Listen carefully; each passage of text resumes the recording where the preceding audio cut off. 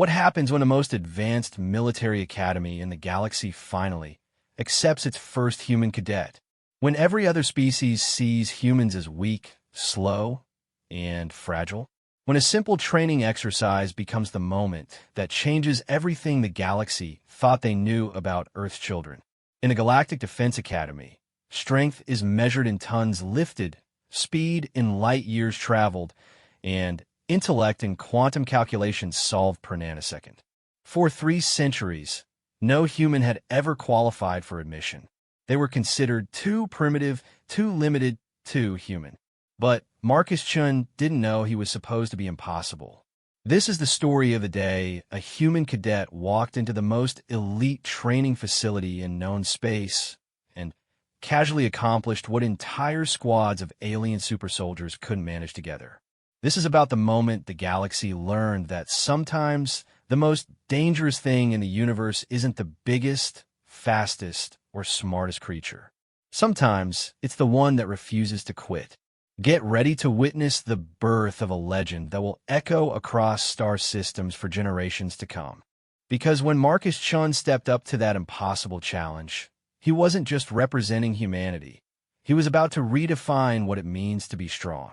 The transport shuttle shuddered as it dropped out of hyperspace, and Marcus Chun pressed his face against the small porthole to catch his first glimpse of the Galactic Defense Academy. The massive station hung in the void like a metallic flower, its 16 arms spiraling outward from a central hub that gleamed silver against the star field. Each arm housed different species training facilities, designed to accommodate the unique physiological needs of the galaxy's diverse military candidates. Marcus swallowed hard, his stomach churning with a mixture of excitement and terror. 3 years of preparation, 2 years of preliminary testing, and 18 months of bureaucratic battles had led to this moment. He was about to become the first human ever admitted to the galaxy's most prestigious military academy. The shuttle's docking clamps engaged with a metallic thunk that resonated through the hull.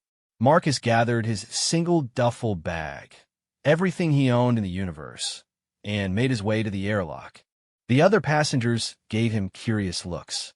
A pair of Zenthari battle engineers towered over him, their crystalline exoskeletons catching the light like living diamonds. 3 Corvin tactical specialists sat in meditation poses, their 6 arms folded in complex patterns that helped them focus their mental energies. Near the back, a lone Thackeray heavy assault specialist filled 2 seats, his dense metallic hide scarred from countless battles. None of them spoke to Marcus. They didn't need to. Their body language said everything about what they thought of the small, soft creature that somehow qualified for the same program they did. The airlock cycled open, and Marcus stepped onto Deck 7 of the Galactic Defense Academy. The corridor stretched before him in both directions, wide enough to accommodate species twice his height and 3 times his bulk. Holographic displays showed real-time tactical scenarios from across the galaxy, while recruitment videos played on repeat, showcasing the Academy's most decorated graduates leading fleets into battle or conducting surgical strikes behind enemy lines. Marcus consulted his wrist display and headed left toward the orientation center. The artificial gravity felt slightly heavy, calibrated for species with denser bone structures than humans possessed. Each step required a bit more effort than normal, and he could already feel the strain in his leg muscles. This was going to be his reality for the next 4 years. The orientation center buzzed with activity. Hundreds of cadets from dozens of species milled around information kiosks, their voices creating a cacophony of clicks, whistles, growls, and harmonic tones. Marcus had studied 17 different galactic languages during his preparation, but hearing them all at once was overwhelming. Marcus Chun, human designation 7739 Delta. He turned to find a tall, graceful figure approaching him. The being had pale blue skin that seemed to glow from within, and 3 eyes arranged in a triangular pattern on an elongated face. 2 additional arms extended from what would be shoulder blades on a human, giving the creature 4 limbs for manipulation. This was definitely a Cytherian, one of the galaxy's premier military strategists. Yes, that's me, Marcus replied, grateful that the universal translator built into his Academy-issued communicator rendered his words into perfect galactic standard. Jag är instructor Veltar. I will be your species liaison during your time here. The Cytherian's voice carried musical undertones that the translator couldn't quite capture. I must admit, this is a first for me as well. The Academy has never required a human liaison before. They began walking toward a bank of elevators that would take them to the human-compatible quarters that had been hastily constructed in the months following Marcus's acceptance. I've reviewed your admission scores, Veltar continued. Your tactical analysis rankings were impressive, though your physical assessments were concerning. Marcus nodded. He'd barely squeaked by the minimum physical requirements, and only then, because the Academy had been forced to create human-specific standards after the Terran government's formal complaint about species discrimination. Understand I have some catching up to do. Some catching up? Veltar's third, I focused on Marcus, while the other two watched the corridor ahead. The average Zenthri cadet can lift 3 tons. Corvin tactical specialists can process 47 distinct data streams simultaneously while engaging in combat. Thrakkery heavy specialists have been known to survive direct exposure to stellar radiation for brief periods. What exactly do you believe you bring to this program? It wasn't said with malice, but the question hung in the air like an accusation. Marcus had been asking himself the same thing for months. I don't know yet, he admitted, but I'm here to find out. The elevator carried them upward through the station's central hub. Through the transparent walls, Marcus could see into training facilities designed for different species. Zenthri cadets moved through obstacle courses that would crush a human instantly, their crystalline bodies adapting to pressures that would liquefy organic tissue. Corvin students engaged in mental exercises that created visible energy field around their heads, their 6 arms weaving patterns in the air as they manipulated holographic data structures. In the distance, he caught a glimpse of what had to be the Thrakkery combat arena, a chamber filled with plasma discharges and kinetic impacts that resembled the surface of a war zone more than a training facility. Your quarters are on Deck 12, Veltar explained as they exited the elevator. Modified atmospheric composition, gravity set to Earth normal, and temperature controls adjusted for human physiology. You should be comfortable enough. The corridor here was different, smaller, more suited to human proportions. The walls were painted in soothing earth tones rather than the stark metallic surfaces found elsewhere in the station. How many other species required specialized accommodations? None, Veltar replied simply. Most species that apply to the Academy already exceed baseline galactic standards for military service. Environmental modifications are typically unnecessary. They stopped outside a door marked with human numerals, another accommodation that had been made specifically for Marcus. His hand scanner activated the lock, and the door slid open to reveal a small but efficiently designed living space. The furniture was human-scaled, the lighting spectrum matched Earth's sun, and the air carried the faint scent of pine that someone had programmed to help him feel at home. Classes begin at 0800 station time tomorrow, Veltar said, handing Marcus a datapad containing his schedule. I recommend you spend this evening reviewing the basic material. Many of your classmates have been preparing for Academy admission since childhood. After Veltar left, Marcus sat on his new bed and stared at the class schedule. Advanced Tactical Analysis with Professor Kethvar. Multi-Species Military History with Dr. Ilan Thruz. Combat Applications with Weapons Master Draktios. And at the bottom of the list, the course that made his stomach clench with anxiety. Physical Training and Combat Readiness with Sergeant Major Vexhal. He opened his personal communicator and activated the recording function. Personal log, Day 1. Just arrived at the Academy. Everyone here could probably bench press a shuttle, and I'm pretty sure I'm going to spend the next 4 years getting my ass kicked in new and creative ways. He paused, looking out his small porthole at the stars. But I'm here, against all odds. Despite every argument about human limitations, I'm actually here. Tomorrow we find out if that means anything. The next morning arrived with the harsh buzz of the Academy alarm system. Marcus jolted awake, his body still adjusting to the station's artificial day-night cycle. He quickly showered, dressed in his cadet uniform, a form-fitting suit that monitored vital signs and could adapt to various atmospheric conditions, and made his way to the central dining facility. The mess hall was enormous, designed to accommodate species with vastly different dietary requirements. Marcus grabbed a tray and moved through the human-compatible food line, grateful that someone had programmed the synthesizers with recognizable Earth cuisines. He selected what appeared to be scrambled eggs and toast, though he suspected the molecular structure had been optimized for his specific nutritional needs. Finding a place to sit proved more challenging. The tables were arranged in sections based on species compatibility, and most groups were already deep in animated conversations conducted in languages his translator struggled to parse. Finally, he spotted an empty table near the observation windows and settled in to eat alone. "You must be the human." Marcus looked up to see a young Corvin approaching his table. Unlike the meditation-focused tactical specialists he'd observed yesterday, this one moved with casual confidence, her 6 arms gesturing expressively as she spoke.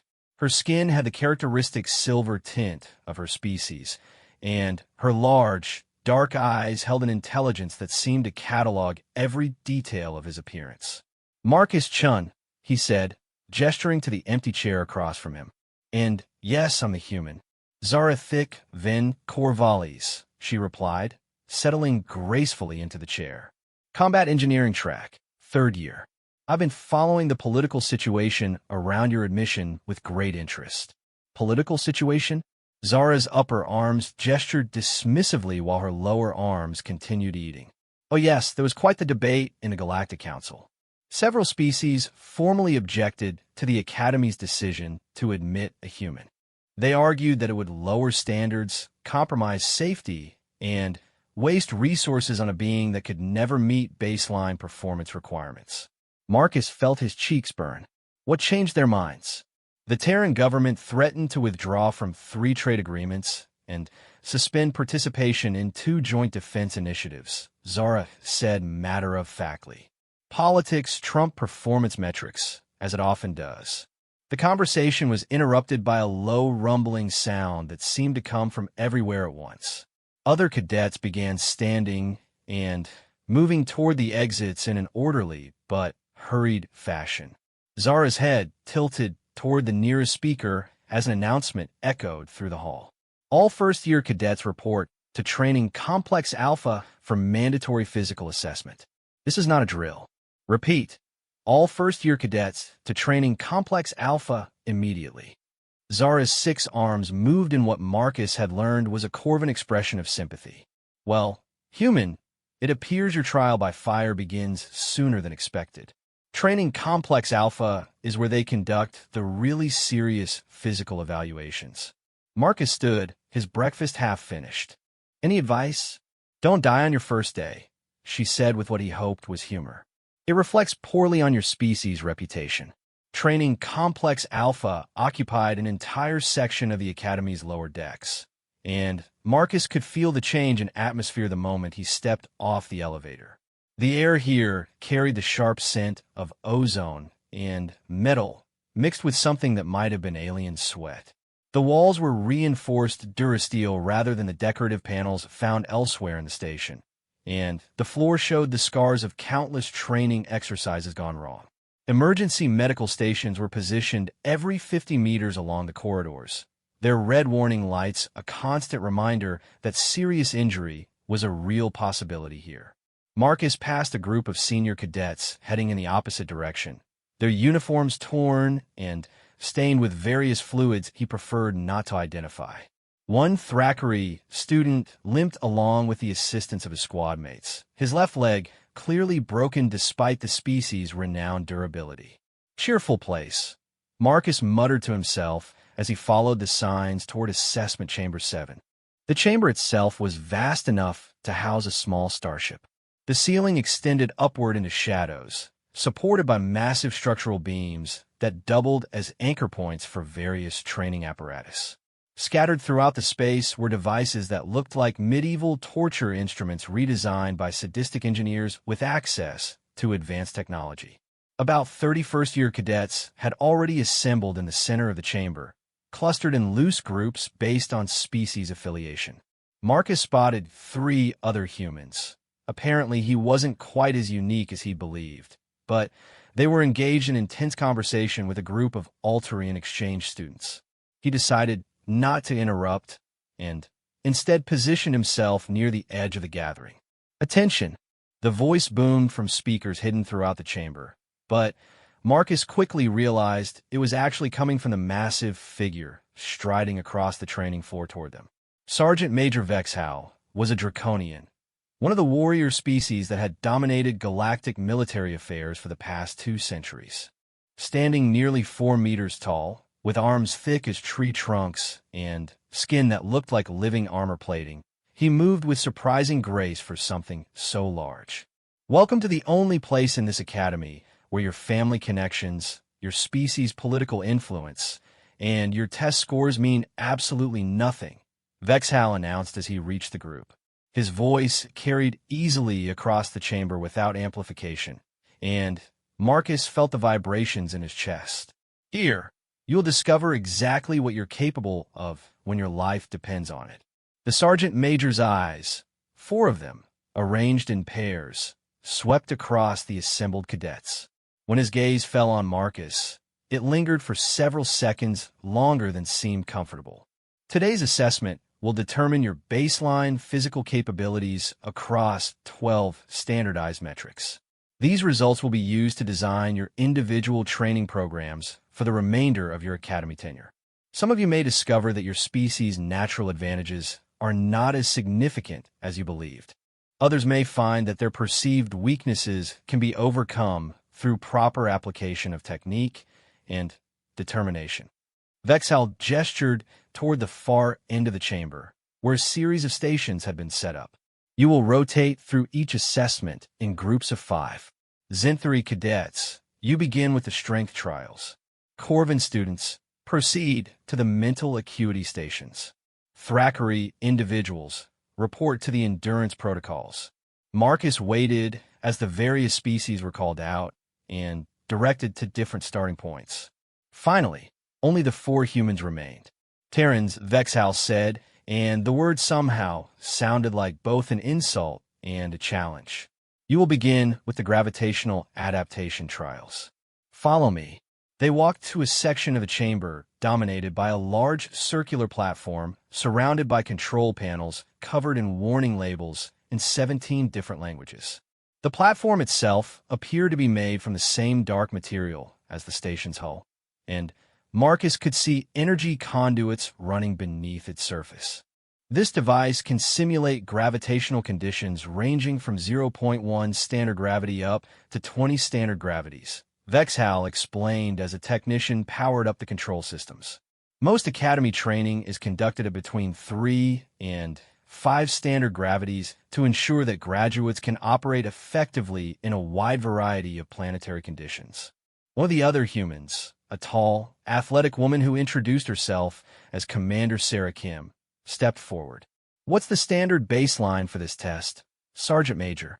3 standard gravities, maintained for 30 minutes while performing basic combat maneuvers, Vexhal replied. "Most species achieve this easily. Some exceed 5 gravities during their initial assessment." Marcus felt his stomach drop.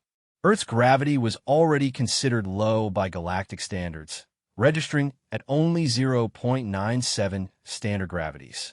He'd spent months conditioning his body for higher gravity environments, but 3 times Earth normal would be like carrying 2 copies of himself on his back.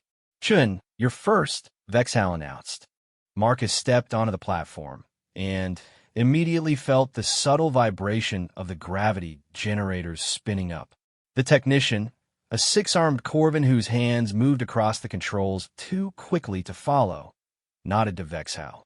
Beginning at 1.5 standard gravities, the sergeant major called out. Rate of increase will be 0.1 per minute until subject reaches baseline assessment level. The first increase was barely noticeable. Marcus had trained extensively in Earth's gyms with weighted vests and resistance equipment, and 1.5 times normal gravity felt manageable. At 2 gravities, he began to feel the strain in his leg muscles and core. His breathing became more labored as his heart worked harder to pump blood through his compressed circulatory system. At 2.5 gravities, Marcus dropped to one knee as the weight became overwhelming. Around the chamber, he could hear conversations stopping as other cadets and instructors turned to watch.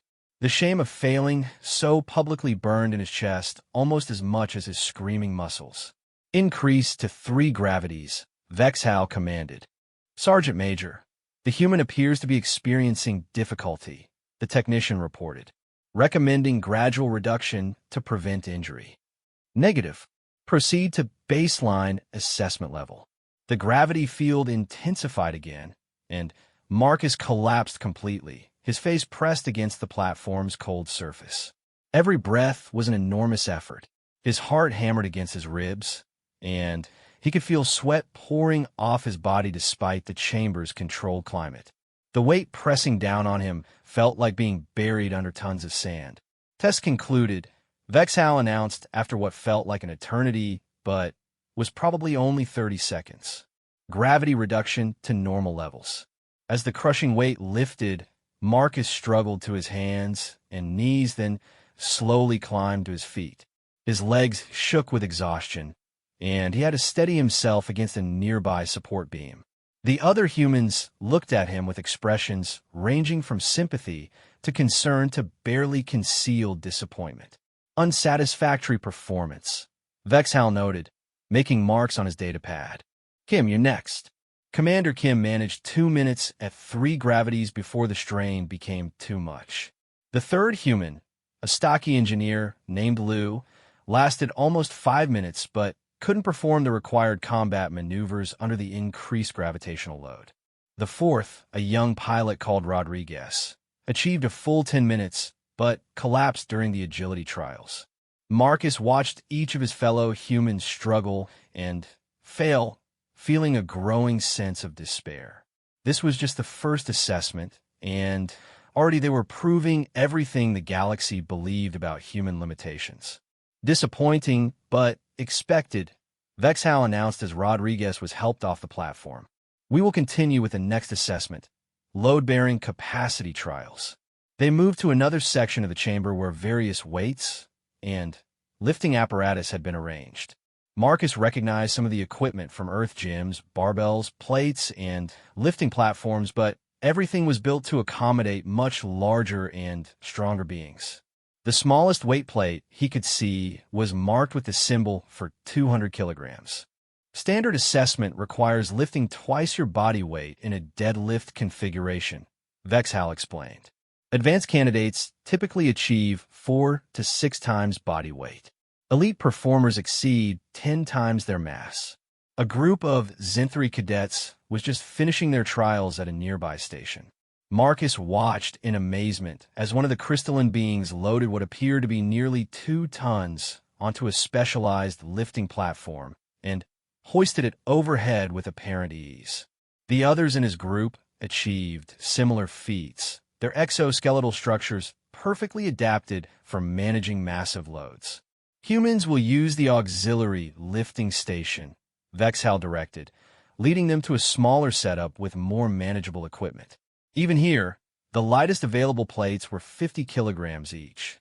Marcus stepped up to the platform and quickly calculated the math in his head.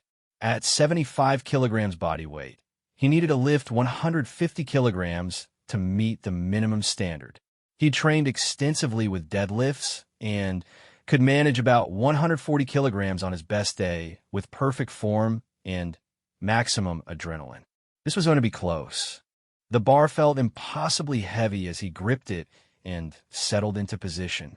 Around him, conversations had stopped again as cadets from other species gathered to watch the humans attempt something that was elementary for them. Marcus blocked out the audience and focused on his form, remembering every technique his trainers had drilled into him over the past 3 years. The lift felt like trying to move a mountain. Every muscle in his back and legs screamed in protest as he slowly straightened up, raising the bar from the platform. His vision tunneled, and he could hear his pulse pounding in his ears. For a moment, he thought he might actually complete the lift. Then his grip failed. The bar crashed back to the platform with a sound like thunder, and Marcus staggered backward, gasping for breath. 97% of minimum standard, Vexhal noted. Technically a failure, but closer than anticipated. The other humans fared similarly. Kim managed to complete her minimum lift, but couldn't advance to higher weights.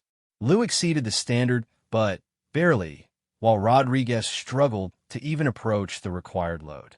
By galactic standards, their performance was pathetic. We'll move on to the final assessment for today, Vexhal announced, and Marcus could swear he heard disappointment in the massive draconian's voice. Combat readiness évaluation. This station featured what appeared to be a sparring ring surrounded by energy barriers. Inside the ring, a lone figure waited for them, another cadet, but from a species Marcus didn't recognize.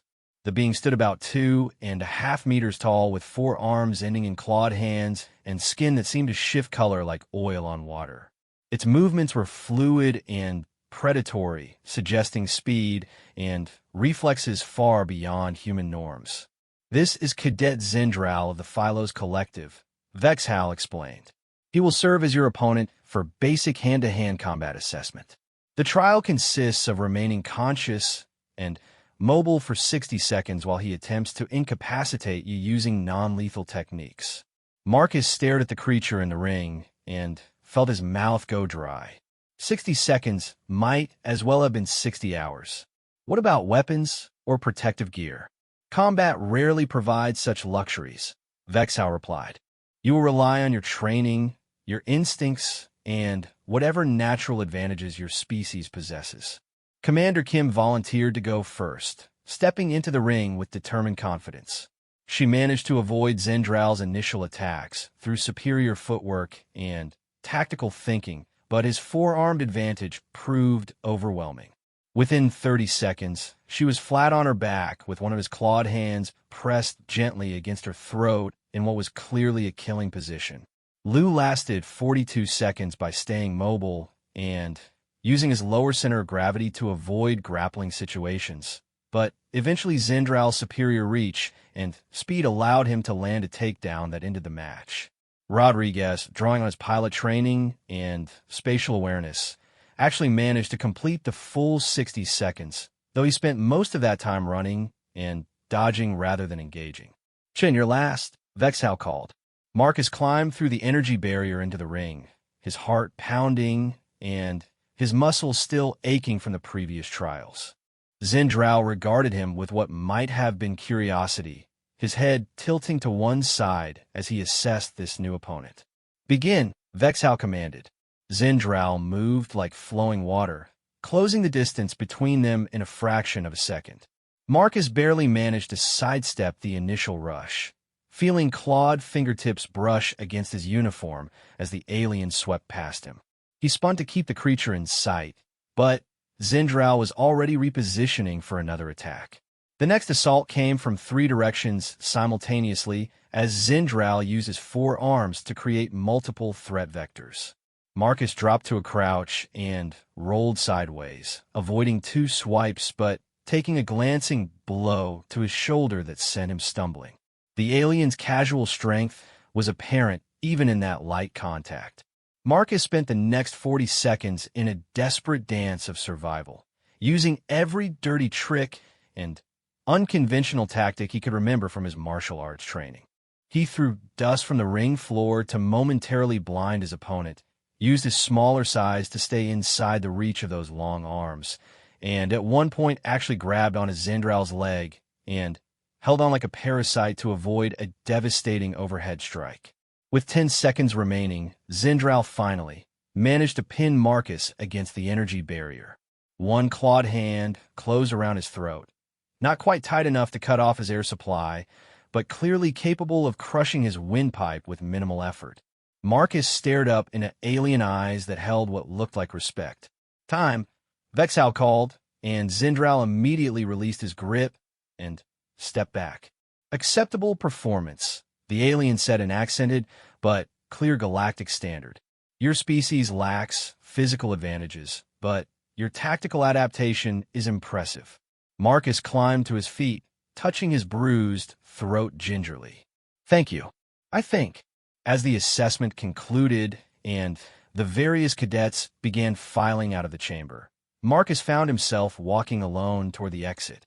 His entire body ached, his uniform was torn in several places, and he was pretty sure he'd failed every single trial they'd put him through. Chun. He turned to find Vexhal approaching, his massive frame casting a long shadow across the chamber floor. The sergeant major moved with surprising quiet for something so large, and Marcus suddenly understood why Draconians were considered elite predators as well as warriors. Sir, your performance today was substandard by galactic metrics, Vexhal said without preamble. Your strength is inadequate, your gravitational tolerance is poor, and your combat capabilities are marginal at best. Marcus nodded, waiting for the inevitable dismissal from the program. However, Vexhal continued, you've demonstrated something that many cadets from supposedly superior species lack entirely. The refusal to surrender when faced with overwhelming odds. You failed every trial, yet you completed every trial. That distinction may prove more valuable than raw physical capability. The massive Draconian paused, studying Marcus with all four eyes. Report to training Complex Beta tomorrow at 0600 for supplemental conditioning. We're going to see if human determination can overcome human limitations. As Vexhal walked away, Marcus stood alone in the vast chamber, surrounded by the tools and devices that had humbled him so completely. But for the first time since arriving at the academy, he felt something other than despair. He felt challenged. 3 months into his academy tenure, Marcus had developed a routine that would have impressed military drill instructors throughout the galaxy. His days began at 0500 with supplemental physical training under Sergeant Major Vexhal's brutal supervision, followed by regular classes alongside his fellow cadets, and ending with additional study sessions that stretched well into the station's night cycle. The extra training was slowly paying dividends. Marcus could now manage 2 full minutes at 3 standard gravities. His deadlift had improved to 175 kilograms, and he'd actually managed to land a few solid hits on Cadet Zindral during their weekly sparring sessions.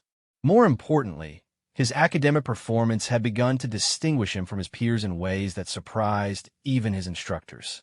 Professor Kethvar's Advanced Tactical Analysis course had become his favorite. The elderly Cytherian pushed his students to think beyond conventional military doctrine, presenting them with scenarios that required creative solutions rather than brute force applications. While his classmates excelled at calculating optimal firing solutions and troop movement patterns, Marcus found himself approaching problems from angles that his instructors hadn't anticipated. Today we will examine the Battle of Korvax Prime, Professor Kethvar announced as holographic displays materialized above each student's workstation. A classic example of how superior firepower can overcome tactical disadvantages. The battle scenario showed a Zinthari fleet of 12 heavy cruisers facing a defending force of 37 smaller vessels from various species. The conventional wisdom taught that concentrated firepower would punch through the defenders' dispersed formation, allowing the attackers to achieve orbital superiority and land their ground forces. Marcus studied the tactical display, noting details that others seemed to overlook. The defending ships were positioned near a dense asteroid field, and several of the smaller vessels appeared to be modified mining platforms rather than dedicated warships. Most significantly, the Zinthari fleet was approaching in a tight formation that maximized their combined firepower, but also made them predictable. Cadet Chun, Professor Kethvar called. Your analysis? Marcus stood, activating his workstation's projection system to share his observations with the class. The Zinthari fleet is making a fundamental error in their approach vector. They're treating this like a traditional fleet engagement, but The defenders aren't configured for that type of battle. Murmurs rippled through the classroom as his fellow students examined the scenario from this new perspective. A Thackeray cadet named Gorthak raised one massive hand. The Zinthari possess overwhelming firepower advantage. How could their approach be incorrect? Because they're fighting the wrong battle, Marcus replied, manipulating the holographic display to highlight specific elements. Look at the defending ship's positions. They're not arranged to engage in direct combat. They're positioned to use the asteroid field as cover while conducting hidden, run attacks. He expanded the tactical view to show the complete star system. The mining platforms have been equipped with industrial-grade tractor beams designed to move asteroids. If the defenders use those beams to accelerate debris toward the Zinthari formation, while the smaller ships conduct harassment attacks from multiple vectors. Professor Kethvar's three eyes focused intently on Marcus as the human continued his analysis. The Zinthari formation becomes a liability rather than an advantage. They can't effectively return fire against targets using the asteroids for cover, and their tight formation prevents them from maneuvering to avoid the improvised kinetic bombardment. Fascinating, the professor murmured. And how would you recommend the Zinthari adjust their tactics? Marcus smiled, warming to the subject. They need to abandon their conventional approach entirely. Split their fleet into smaller units. Use their superior individual firepower to systematically clear the asteroid field before engaging the defenders, and force the battle into open space where their advantages become relevant again. The classroom fell silent as students processed this analysis. The scenario they'd been studying as an example of firepower doctrine suddenly looked completely different when viewed through Marcus's strategic lens. Excellent work, Cadet Chun, Professor Kethvar said. Your assessment demonstrates the importance of adaptive thinking in military planning. Class dismissed. As students filed out of the classroom, Marcus found himself approached by Zara Thick, the Corvin engineering student he'd met on his first day. Her 6 arms gestured expressively as she spoke. That was an impressive analysis, she said. Most species tend to approach tactical problems from the perspective of their own military traditions. Zinthari think in terms of concentrated firepower. Thackeray focus on individual combat superiority. Corvins emphasize technological advantages. But you examine the scenario without those preconceptions. Maybe that's because humans don't have established military traditions at the galactic level, Marcus replied as they walked toward the central dining facility. We're forced to think creatively because we can't rely on superior technology or physical capabilities. Zara's large dark eyes regarded him thoughtfully. Or perhaps your species possesses an adaptive intelligence that others lack. There's something to be said for approaching problems without the burden of centuries of tactical doctrine. Their conversation was interrupted by a commotion near the Academy's main announcement board. A crowd of cadets had gathered around a new posting, their voices creating the familiar cacophony of multiple languages and species. Marcus pushed through the crowd to read the notice himself. Special training exercise. All second-year cadets report 2 training complex Gamma 0, 800 hours.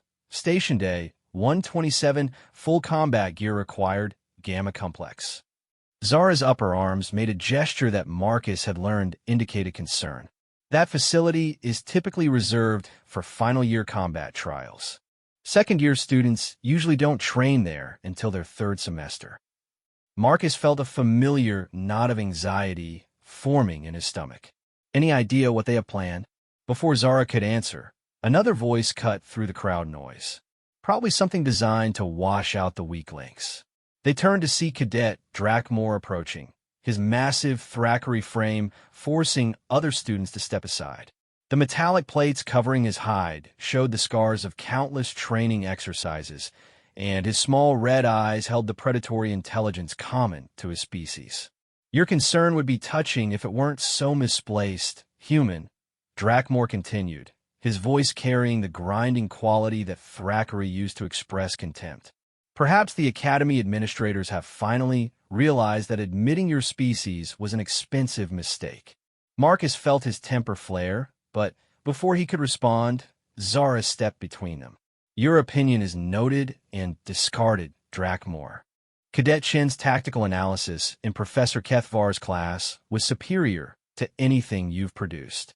Tactical analysis means nothing without the physical capability to implement strategy, the Thackeray replied.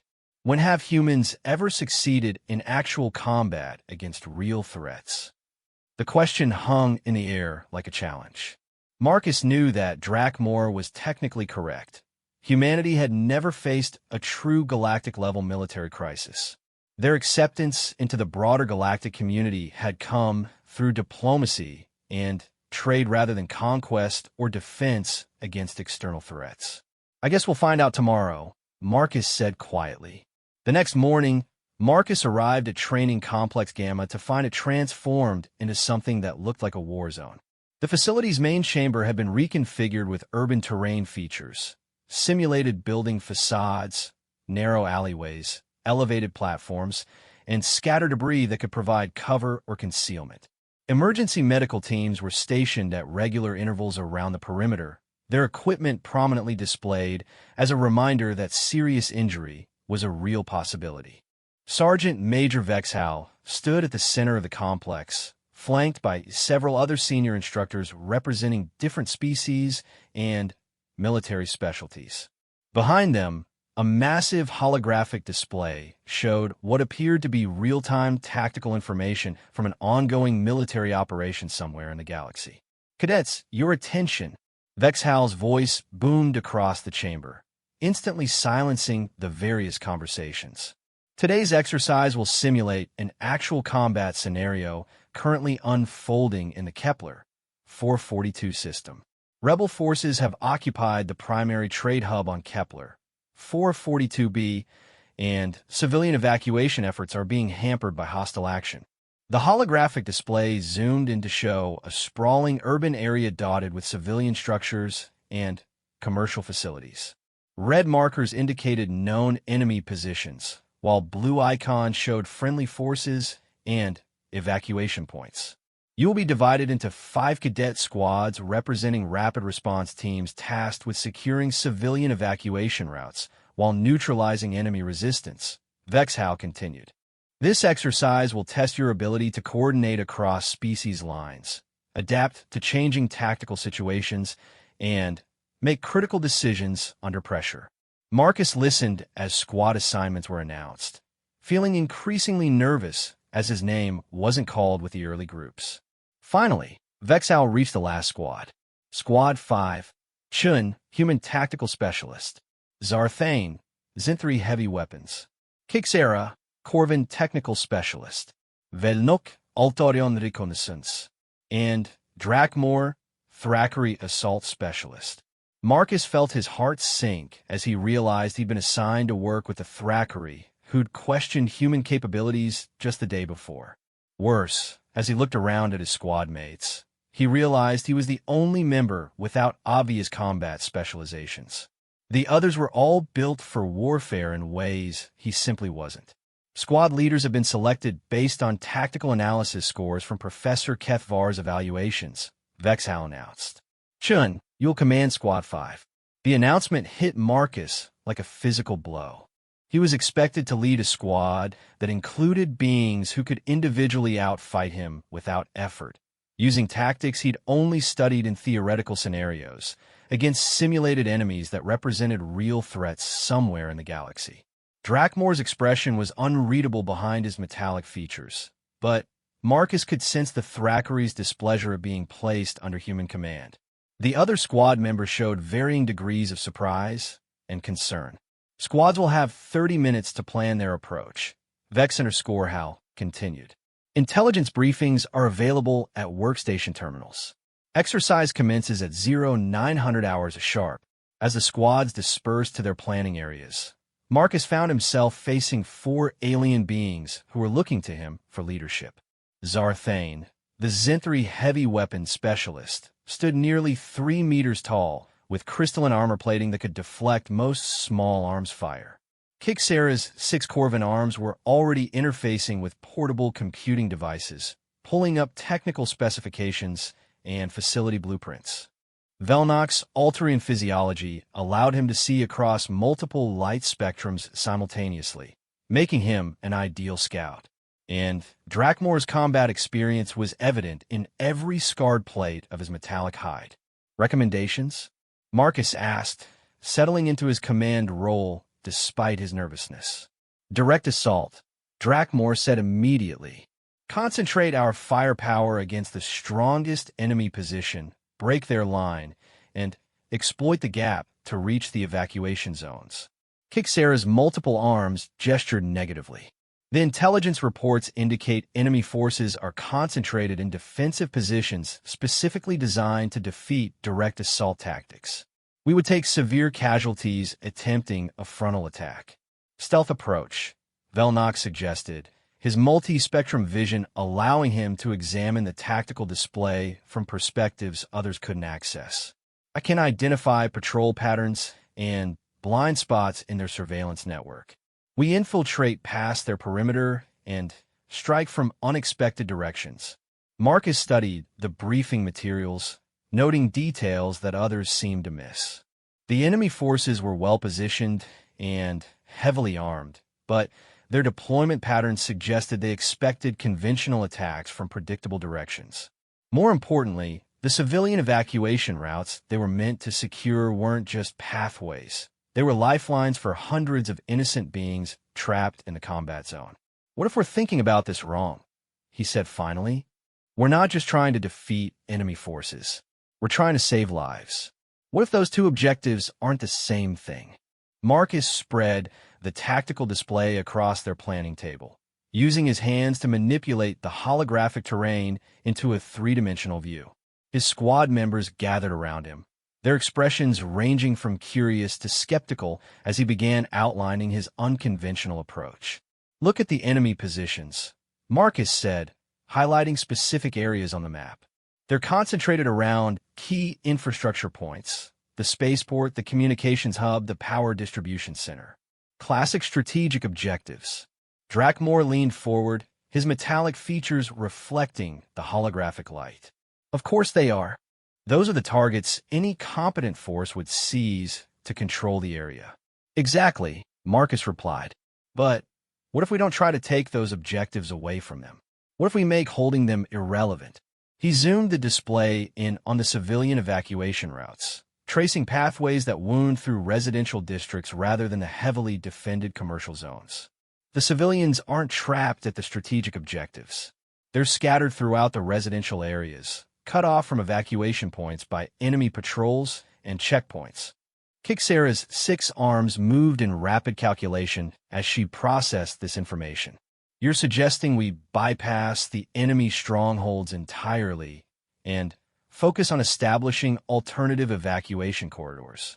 More than that, Marcus said, expanding the map to show the larger urban area. We create multiple diversions of the strategic objectives to draw enemy attention, then establish a completely new evacuation route through areas they're not expecting us to use. Velnock's multi-spectrum vision focused on the proposed route. The terrain analysis shows multiple obstructions along that path.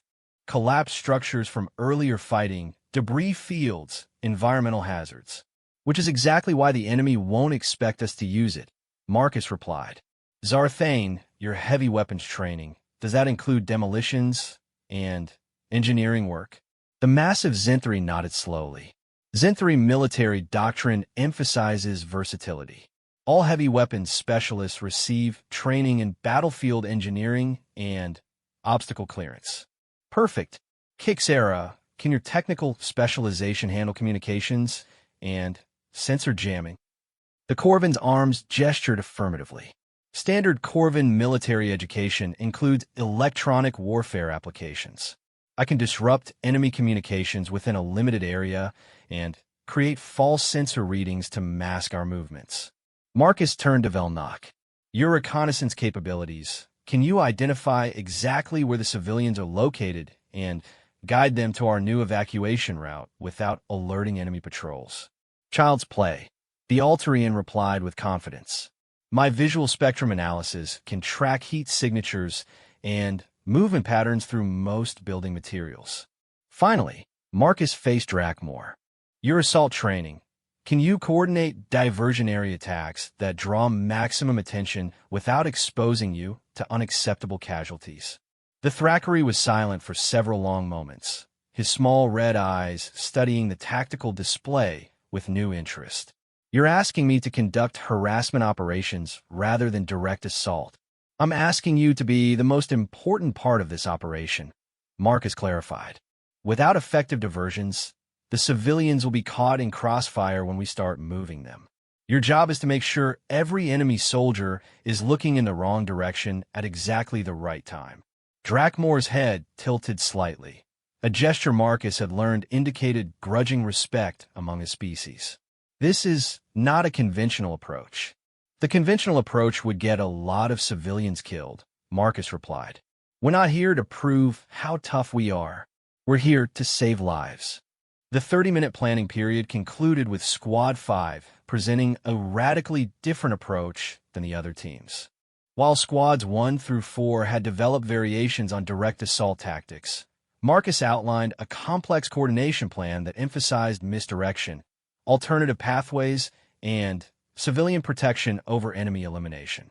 Sergeant Major Vexhal listened to each presentation with his characteristic stoic expression, offering no feedback or guidance. When the briefings concluded, he simply announced that the exercise would commence immediately. The training complex had been transformed into a remarkably realistic urban environment. Holographic civilians wandered through designated areas, their behavior patterns programmed to simulate the confusion and panic of beings caught in a combat zone. Enemy forces, sophisticated training robots equipped with non-lethal weapons systems, patrolled the strategic objectives with military precision. Squad 5, your insertion point is grid reference 7 Alpha, Vexhal announced. You have 2 hours to complete your mission objectives. Medical teams are standing by, and the exercise will be terminated immediately if any cadet sustains serious injury. Marcus led his squad to their starting position at the edge of the simulated urban area. From here, they could see the enemy-controlled spaceport in the distance, its landing platforms crawling with robotic sentries. Closer to their position, scattered groups of holographic civilians moved aimlessly through residential streets, cut off from safety by patrol routes and checkpoint positions. Velnock, I need precise locations on civilian concentrations and enemy patrol patterns, Marcus ordered, settling into his command role. Kixera, start working on communications jamming in sectors 4 through 7. Zarthane, identify the quickest routes to clear obstacles along our proposed evacuation corridor. As his squad members dispersed to begin their preparations, Marcus found Drakmore studying the enemy positions with professional interest. Having second thoughts about the plan? He asked. No, the Thackeray replied slowly. I'm beginning to understand why the Academy selected you for command training despite your species' physical limitations. This approach requires thinking several moves ahead, coordinating multiple simultaneous operations, and maintaining focus on the ultimate objective rather than immediate tactical gains. Drakmore's scarred features shifted into what might have been a smile. These are not skills that come naturally to beings who evolved as apex predators. Perhaps there's value in perspectives that develop through necessity rather than genetic advantage. 20 minutes into the exercise, Marcus's plan began to unfold across multiple fronts. Drakmore had initiated his diversionary attacks with surgical precision, using hit-and-run tactics to draw enemy attention toward the spaceport and communications hub. The robotic defenders responded exactly as predicted, concentrating their forces around the perceived threats while leaving other areas lightly guarded. Meanwhile, Zarthane was methodically clearing obstacles along the alternative evacuation route, using shaped charges and engineering tools to create safe passages through debris fields. Her Zenthary strength allowed her to move obstacles that would have required heavy equipment for other species. Kixera's electronic warfare proved devastatingly effective against the enemy's coordination systems. Her six-armed multitasking capability allowed her to jam communications, spoof sensor readings, and create false movement signatures that further confuse the robotic defenders. Vel_Knock moved through the urban terrain like a ghost, his enhanced vision allowing him to track every enemy patrol while identifying optimal routes for civilian movement. His reconnaissance data fed into Marcus's tactical display, providing real-time updates that allowed the squad to adapt their plan as conditions changed. "Chin, we have a problem," Vel_Knock reported through their communication system. "Large civilian concentration in Sector 5, but there's an enemy checkpoint directly blocking access to our evacuation route." Marcus studied the updated tactical display, weighing his options. The checkpoint consisted of 2 robotic sentries equipped with area denial weapon systems. A direct assault would neutralize them, but the noise would alert other enemy forces and potentially compromise the entire operation. "Drakmor, can you create another diversion near the checkpoint without exposing yourself to concentrated fire?" "Negative," the Thrakkery replied. "Enemy forces in that area are too concentrated. Any attack would result in my elimination from the exercise." Marcus thought quickly, examining the terrain features around the checkpoint. "Kixera, can you generate a false sensor contact that would draw the checkpoint guards away from their position?" "Possible, but they would investigate and return when they found nothing," she replied. "We'd have maybe 3 minutes before they resumed normal patrol patterns." 3 minutes wouldn't be enough time to move the civilians through the checkpoint area. Marcus needed a better solution. "Zarthane, what's your assessment of the building structures near the checkpoint?" The Zinthari studied the area through her enhanced vision systems. Standard civilian construction, designed for comfort rather than durability. The building foundations show stress fractures from earlier combat damage. Suddenly, Marcus saw the solution. "Can you bring down the damaged building to block the checkpoint's line of sight without creating a debris field that would harm civilians?" "Controlled demolition is possible," Zarthane confirmed after several seconds of analysis. Shaped charges at specific support points would cause a directional collapse that blocks the checkpoint while leaving civilian areas clear. "Do it," Marcus ordered.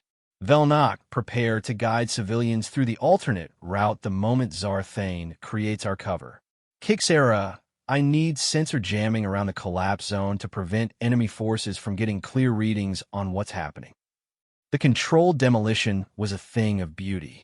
Zarthane's charges brought down the damaged structure in a cascade of debris that fell exactly where she'd calculated, creating a barrier between the checkpoint and the civilian evacuation route without endangering any of the holographic beings in the area.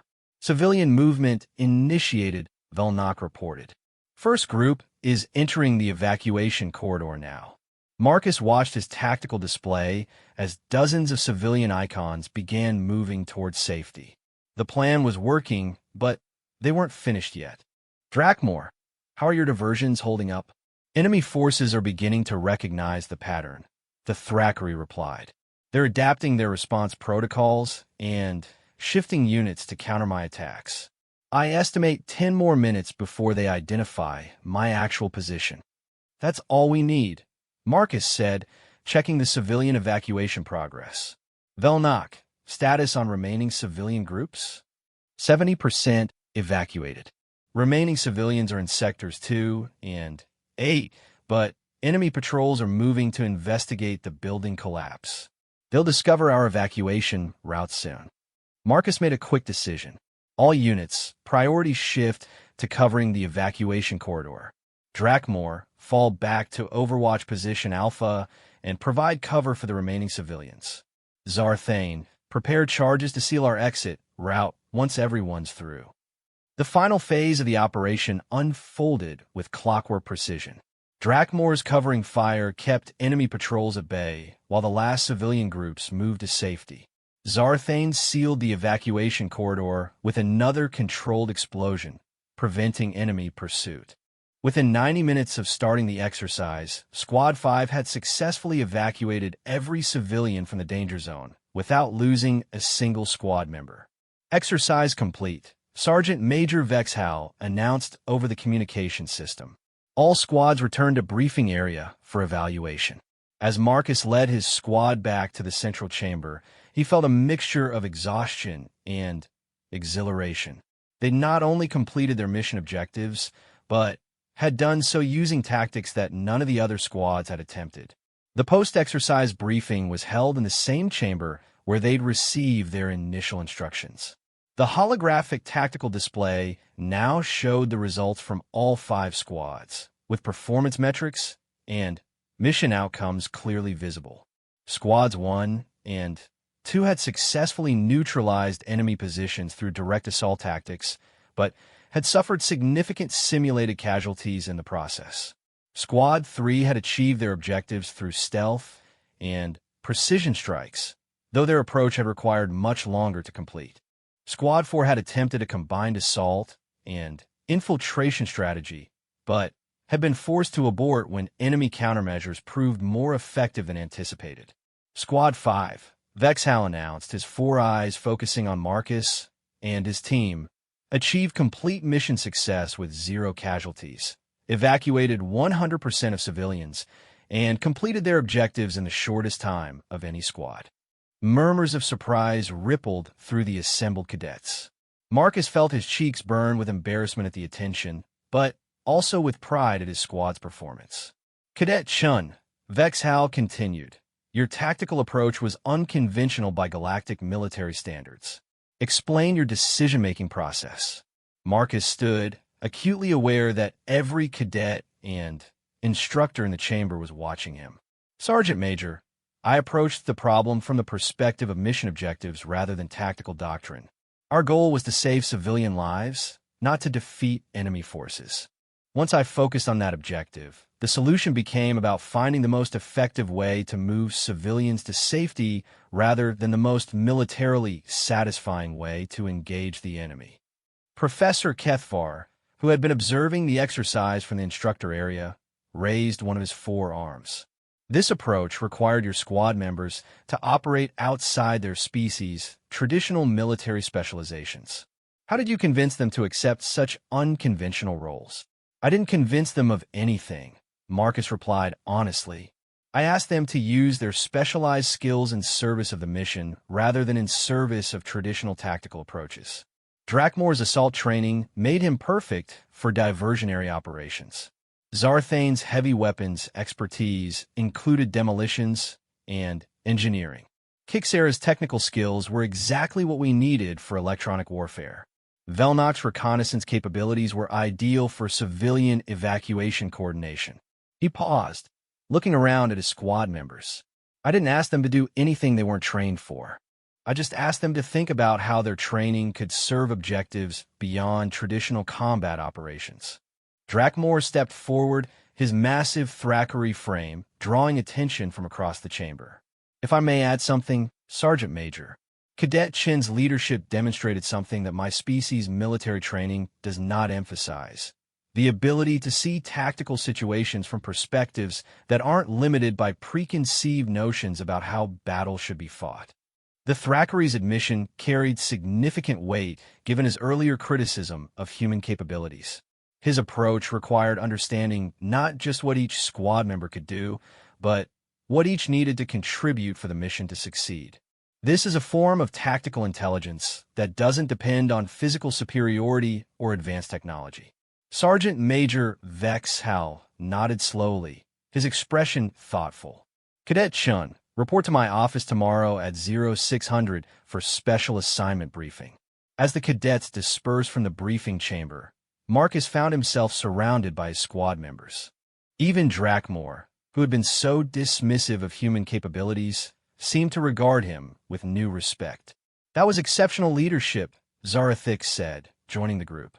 Your tactical analysis in Professor Kethvar's class suggested you had potential, but today's exercise proved it. Marcus felt a warmth spreading through his chest that had nothing to do with the chamber's climate control. For the first time since arriving at the academy, he felt like he truly belonged here.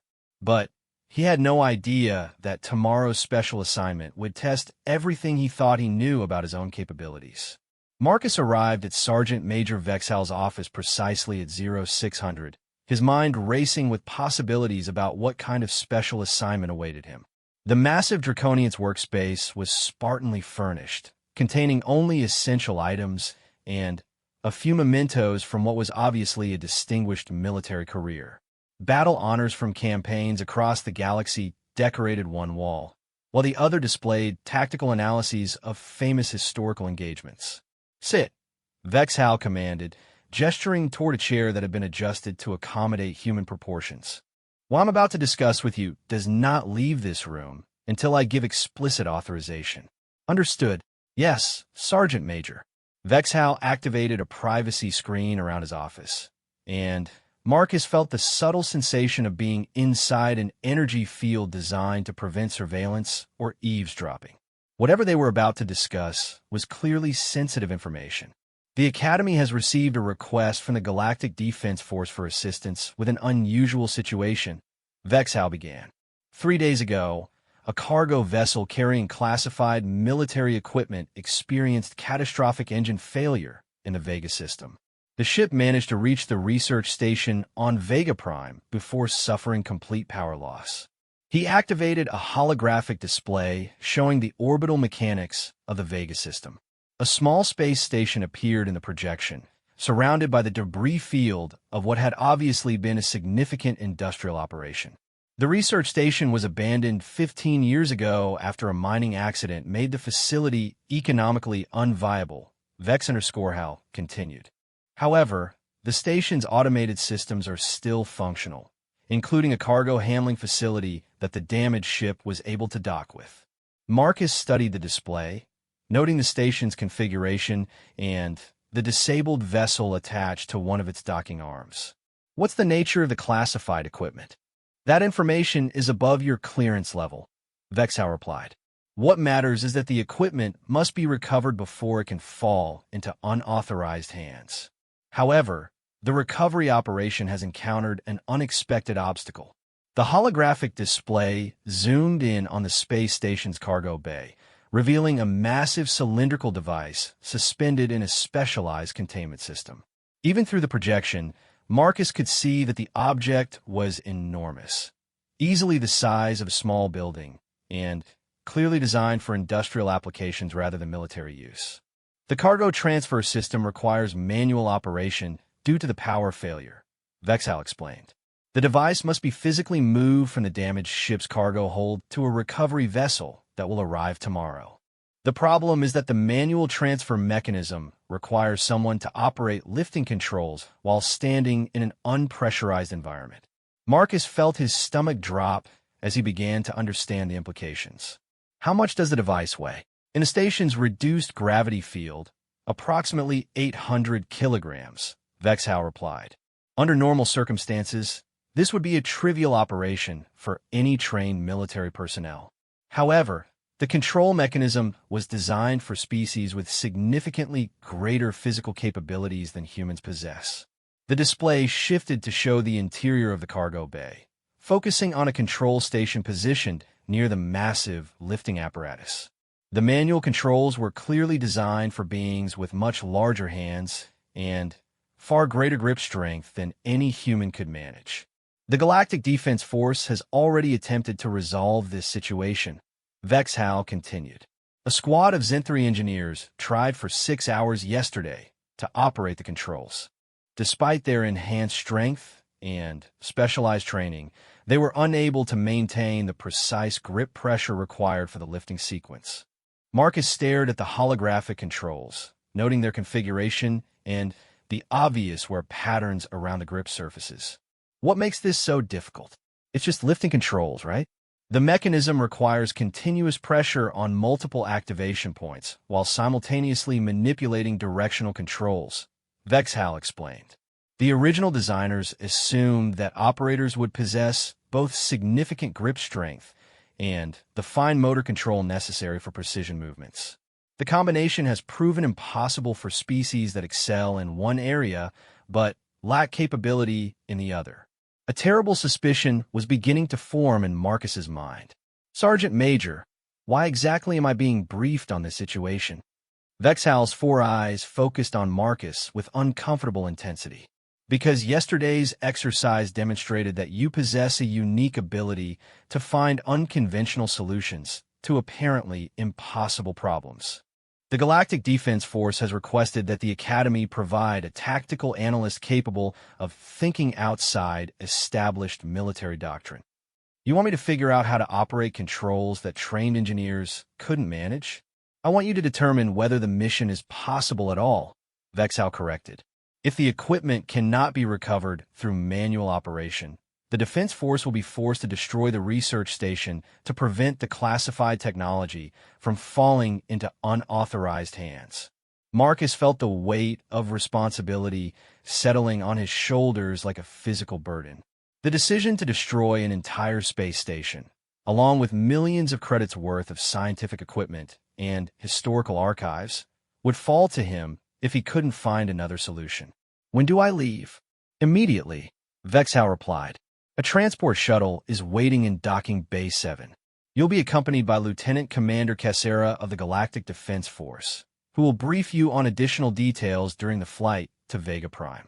As Marcus gathered his equipment and prepared to leave, Vexhal stopped him at the office door. Chun, the massive Draconian, said quietly. This assignment is being given to you not because you're expendable, but because you've demonstrated capabilities that others lack. The Defense Force specifically requested a human analyst after reviewing your performance in yesterday's exercise. Marcus nodded, though he still felt overwhelmed by the responsibility. I'll do my best, Sergeant Major. Your best has already exceeded expectations, Vexhal replied. Now we'll discover whether it's enough to prevent a military disaster. The flight to Vega Prime took 18 hours aboard a high-speed military transport, during which Lieutenant Commander Cassera provided Marcus with detailed briefings about the situation.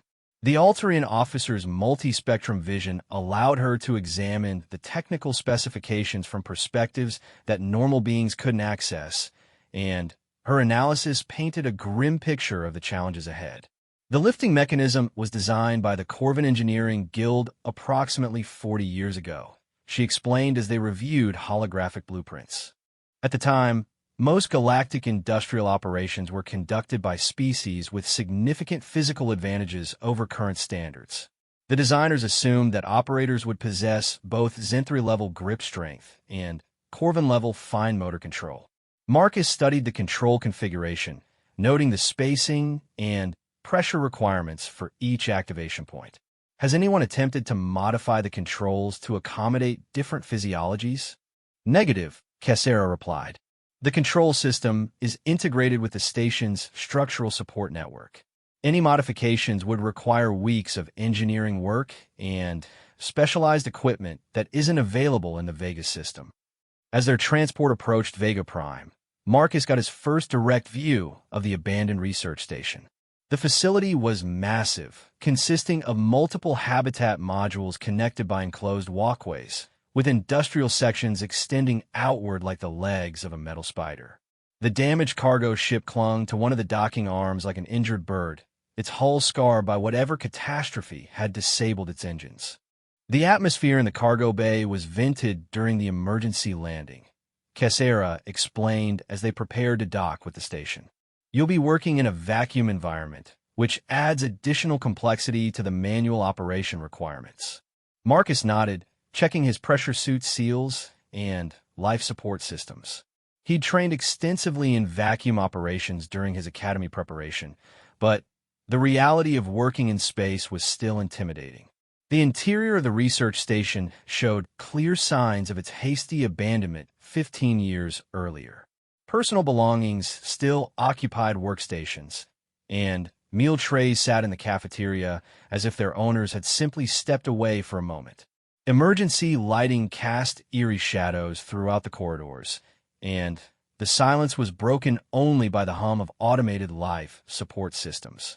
The cargo bay itself was a cathedral of industrial engineering. The ceiling stretched upward into shadows, supported by massive structural beams that doubled as anchor points for the lifting apparatus. In the center of the chamber, the mysterious cylindrical device hung suspended in its containment system, surrounded by control stations that looked like altars dedicated to some mechanical deity. There, Kesera said, pointing toward the manual control station. That's where the Zen-3 engineers attempted their operation yesterday. Marcus approached the controls, noting the obvious patterns where previous operators had gripped the activation points. The surfaces were designed for hands much larger than his own, and the pressure requirements were clearly beyond normal human capability. "Show me exactly what needs to happen," he requested. Kesera activated a holographic overlay that demonstrated the required sequence of operations. The operator must maintain continuous pressure on these 4 grip points while manipulating the directional controls with their other limbs.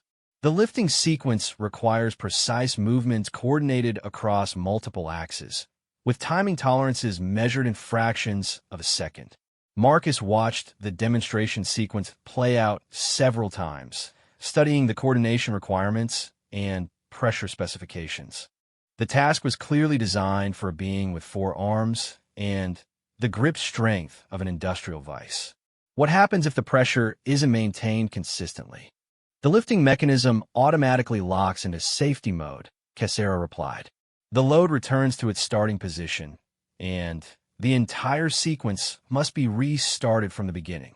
Marcus stared at the controls for several long minutes, his mind racing through possibilities.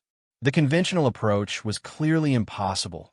No human could generate the required grip strength for the duration needed. But there had to be another way. "Lieutenant Commander, do we have any tools or equipment available that weren't part of the original station configuration?" "Limited options," she replied. "The transport shuttle carries standard maintenance equipment, emergency repair supplies, and portable power sources." "Why do you ask?" Marcus was studying the control configuration from a different angle, noting structural details that others might have overlooked. "Because I don't think we need to operate these controls the way they were designed to be operated." He pointed to the grip activation points, running his fingers along their surfaces to examine their construction. "These pressure points are mechanical switches, right? They don't actually require organic contact to function. They just need consistent pressure applied in the correct locations." Kesera's multi-spectrum vision focused on the control surfaces. "Correct. The mechanism responds to pressure threshold rather than specific biological signatures." "Then we don't need to use hands to operate them," Marcus said, his excitement growing as the solution crystallized in his mind. "We need to build mechanical actuators that can maintain the required pressure while my hands are free to operate the directional controls." Over the next 4 hours, Marcus and Kesera worked together to construct an improvised control system using equipment scavenged from the transport shuttle. Mechanical clamps replaced grip pressure requirements, while electronic timers ensured coordinated activation sequences. Flexible linkages allowed Marcus to operate directional controls, while the automated systems maintained pressure on the grip points. "This is highly irregular," Kesera observed as they tested the improvised system. "Military protocols typically require manual operation by qualified personnel. Military protocols assume that qualified personnel can actually operate the equipment," Marcus replied, making final adjustments to the timing mechanisms. "Sometimes you have to adapt protocols to match available capabilities." When the time came to attempt the lifting operation, Marcus found himself standing alone at the control station while Kesera monitored the procedure from a safe distance. The massive cylindrical device hung before him like a technological mountain, its bulk dwarfing everything else in the cargo bay. "Beginning lifting sequence," he announced over the communications system. His improvised actuators engaged with mechanical precision, maintaining pressure on the grip points while his hands moved across the directional controls with practiced efficiency. The lifting mechanism responded smoothly, raising the massive device with surprising grace despite its enormous weight. "Lift successful," Kesera reported from her monitoring position. "Device is clear of the damaged ship's cargo hold and ready for transfer to the recovery vessel." Marcus continued operating the controls, guiding the device through the complex sequence of movements required to position it for transfer. The improvised control system performed flawlessly, demonstrating that unconventional solutions could be more effective than traditional approaches. "Transfer complete," he announced as the device settled into the recovery vessel's cargo hold. All systems showing green status. As the recovery operation concluded, Marcus found himself thinking about the broader implications of what had just happened. A task that had been deemed impossible for enhanced beings had been accomplished by a human using improvised tools and creative thinking. "Chun," Kesara said as they prepared to leave the station, "your solution will be included in the official mission report. This approach may become standard protocol for similar situations." Marcus nodded, though he was already thinking about his return to the academy. He'd learned something important about human capabilities during this mission, something that went far beyond physical strength or advanced technology. Sometimes, the most valuable quality a person could possess was the ability to look at an impossible situation and ask, what if we're thinking about this wrong? The transport flight back to the academy gave Marcus time to reflect on everything that had happened. When he'd first arrived at the Galactic Defense Academy, he'd been convinced that his role would be to overcome human limitations through training and determination. Now he was beginning to understand that human limitations might actually be human advantages, different perspectives that arose from necessity rather than genetic endowment. As the Academy station came into view through the transport's viewport, Marcus felt a new kind of confidence settling over him. He was no longer the weak human trying to prove he belonged among galactic elites. He was a tactical problem solver whose unique perspective had proven valuable when conventional approaches failed. The other cadets would probably never lift as much as he could, or run as fast, or process information as quickly. But they would also never see problems quite the way he did, from the perspective of someone who had learned that impossible situations usually just required impossible thinking. Marcus smiled as the transport docked with the academy. Tomorrow, he would return to his regular classes and training exercises, continuing to build his strength and skills according to galactic military standards. But he would also carry with him the knowledge that human capabilities extended far beyond the metrics used to measure other species. Sometimes, the most dangerous thing in the universe wasn't the biggest, fastest, or strongest creature. Sometimes, it was the one that refused to accept that limitations were permanent. And Marcus Chun was just beginning to discover what humans were truly capable of when they stopped trying to be something else and started embracing what they already were.